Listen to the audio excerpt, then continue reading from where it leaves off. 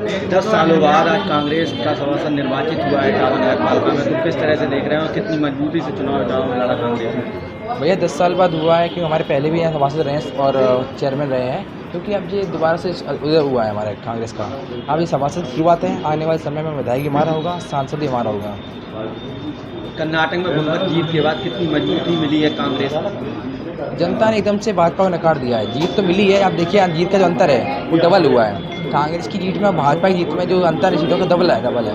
आने वाले चुनाव में लोकसभा हो या जितने राजस्थान या मध्य प्रदेश चुनाव होंगे उन सभी में क्लीन स्वीप होगा। भाजपा पूरी तरीके से पब्लिक ने नकार दिया उसको, लोकसभा में पक्का जीतेंगे। तो कहीं ना कहीं महंगाई और बेरोजगारी मुद्दा फायदेमंद साबित हुआ है कांग्रेस? बिल्कुल, कांग्रेस ने हमेशा बेरोजगारी की बात की है, महंगाई की बात की है और जो तरीके से पोलराइजेशन हुआ देश में उसकी बात की है। पूरे कर्नाटक चुनाव में नरेंद्र मोदी जी ने एक भी बार महंगाई बेरोजगारी की बात कहीं नहीं की, तो निश्चित बात करेंगे। आने वाले लोकसभा चुनाव में किस तरह से कांग्रेस पार्टी कितनी मजबूती से चुनाव लड़ेगी इटावा का? और बिल्कुल तरीके से हम लोग इस पर काम कर रहे हैं। हम लोग गाँव जाके बूथ पे जाके काम कर रहे हैं। जो भी पार्टी जिसको भी टिकट देगा उसको हम मजबूती से लड़ाएंगे। और आप देखिए इस बार जो हमारा महापौर है जो लड़ रहा है इटावा, निश्चित तौर पर हम इतने मजबूत से लड़ेंगे कि सीट निकाल के लेके जाने का काम करेंगे।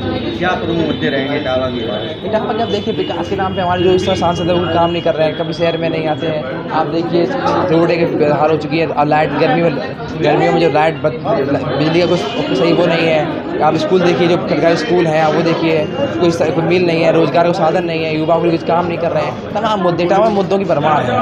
तो भारत जोड़ो यात्रा का कहीं ना कहीं देखा गया कितना फायदा हुआ है? राहुल जी की छवि बना रखी है, छवि को धूमल कर दिया है। जिस कर्नाटक में जिस एरिया से राहुल जी निकले थे उसमें से 70% से ज़्यादा सीटें हम जीती हैं। और जितना केवल पूरे कर्नाटक में, पूरे देश में इस बार लोकसभा में 70% सीट से ज़्यादा जीत के आएंगे। क्या नाम है आपका?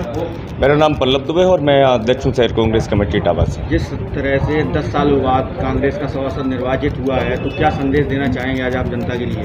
देखिए, संदेश तो ये है कि जनता में जो कांग्रेस पार्टी की जो छवि है उसमें जनता का विश्वास बढ़ रहा है। संदेश स्पष्ट तौर पे ये है, आज हमारे एक सभासद अकेला नगर पालिका से जो जीत के आए हैं वो अच्छी बात है। इसके साथ साथ कई वार्डों में जो इटावा में हमने बहुत अच्छा चुनाव लड़ा, वहाँ हमें बहुत अच्छे मत प्राप्त हुए और हमारे कई सभासद 2 और 3 नंबर की पोजीशन पे आए, जहाँ कांग्रेस पार्टी का परचम घर घर पहुँचा है। उन्हीं में से अंजुम जी यहाँ जीत कर आई। हमारी महिलाओं की जो टीम आई, ये महिलाओं की टीम हमारे यहाँ कुछ कर गुजरेगी, हमें बहुत अच्छा विश्वास है। तो कहीं ना कहीं देखा जा रहा है भारत जोड़ो यात्रा कांग्रेस के लिए कितनी फायदेमंद साबित हो रही है? भारत जोड़ो यात्रा ने ही पूरा कमाल किया है।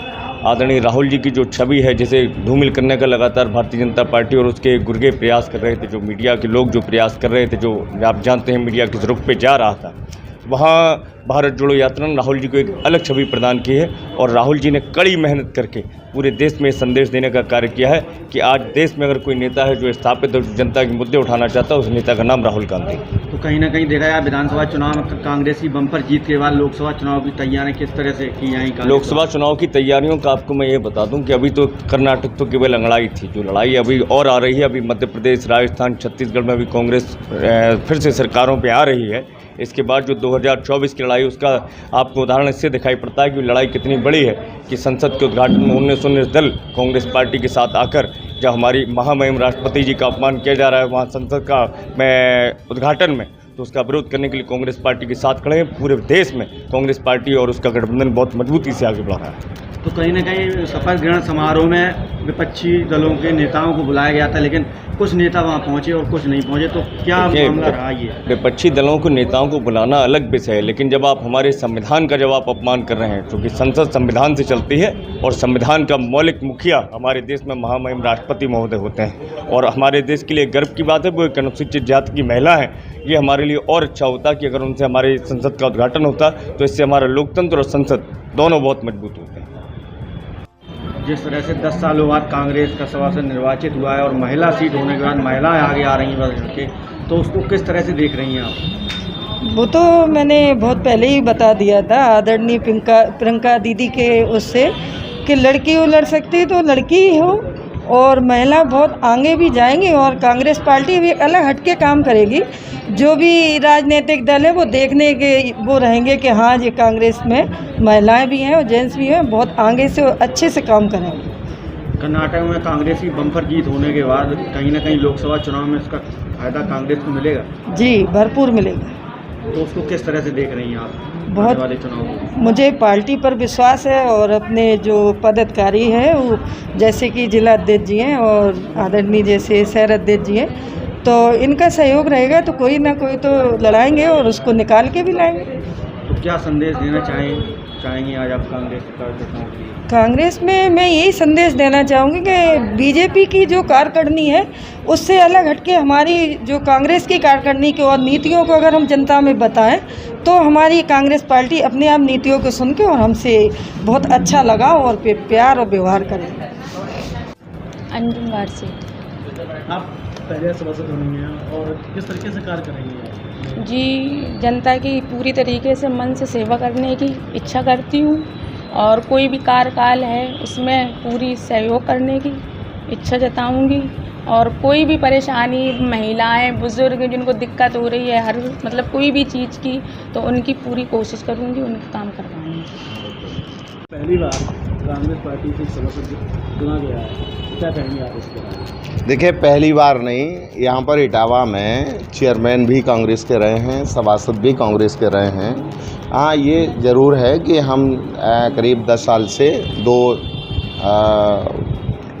पंचवर्षीय योजनाएं हैं उनमें हम सभासद नहीं निकाल पाए, ये सही बात है। लेकिन आप हमारे एक यहाँ प्रतिनिधित्व करने वाले एक सभासद कांग्रेस पार्टी का प्रतिनिधित्व करेंगे इस नगर पालिका परिषद में और निश्चित रूप से जनता की आवाज़ उठाने का काम करेंगे हम लोग। और निश्चित रूप से कांग्रेस पार्टी जनता की आवाज़ को उठाने का काम करती है और सभासद भी हमारे जो भी हमारे आदरणीय अंजुम वारसी जी जो सभासद चुन के आई हैं वो जनता की लड़ाई लड़ने का काम करेंगी, जनता का काम कराने का काम करेंगे। ऐसा क्या कारण रहा जो अभी तक आप पिछले कई सालों से सभासद नहीं निकाल पाए? क्या पार्टी कमी रही? कमी देखिए, पार्टी की कमी नहीं रहती है, कहीं ना कहीं हम लोग उस तरह से काम नहीं कर पाए, जनता को नहीं समझा पाए। हम अभी एक वार्ड में आप जनता को बहुत अच्छी तरह से समझाने का मैं प्रयास किया और समझाने की कोशिश की और सफल भी हुए उसमें। निश्चित रूप से आगामी समय में हम नगर पालिका पर हम लोगों का कब्जा होगा। नगर पालिका पर कब्जा का मतलब है हम लोगों का, यहाँ पर हम लोगों की सरकार होगी। 2024 की लोकसभा के लिए किस तरह से चुनाव की तैयारी में 2000 लोकसभा चुनाव आप देख रहे हैं कि निश्चित रूप से कांग्रेस पार्टी जो है उसकी हवा चलने लगी है और हवा तेज़ होती चली जा रही है, जो 2024 तक एक आंधी का रूप ले लेगी और हम 24 में दिल्ली में सरकार बनाएंगे, हमारे प्रधानमंत्री होंगे और हमारी सरकार होगी।